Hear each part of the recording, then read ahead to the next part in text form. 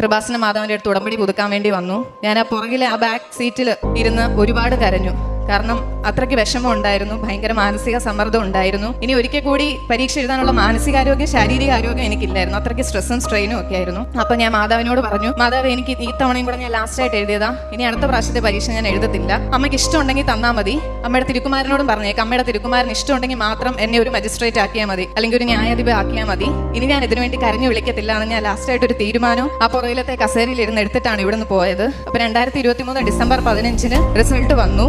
എനിക്ക് 22ാമത്തെ റാങ്ക് ആണ് ഈ പരീക്ഷയിൽ കിട്ടിയത്. അങ്ങനെ ഞാൻ അത് പാസ്സായി. ഇപ്പൊ ഞാൻ കേരള ഹൈക്കോടതിയുടെ civil judge junior division trainee ആയിട്ട് അങ്കമാലി ജുഡീഷ്യൽ അക്കാഡമിയിൽ ട്രെയിനിങ്ങിലാണ്. അപ്പൊ എനിക്ക് പറയാനുള്ളത്, മനുഷ്യരാൽ അസാധ്യം ദൈവത്താൽ സാധ്യമാണ്. ഞാൻ ഈ ഇന്റർവ്യൂ എനിക്ക് കിട്ടത്തില്ല, എനിക്ക് മജിസ്ട്രേറ്റ് ആവാൻ പറ്റത്തില്ല, ഇതെന്റെ ലാസ്റ്റ് അറ്റംപ്റ്റ് ആണ് എന്ന് പറഞ്ഞ് ഞാനൊരു വിധി എഴുതിയതാണ്. അമ്മ മാതാവ് തിരുക്കുമാരനിലൂടെ മാറ്റി എഴുതി എന്നെ ഇങ്ങനെ ഇപ്പൊ ഈ ഒരു വലിയ പദവിയിൽ നിർത്തിയിരിക്കുന്നത്.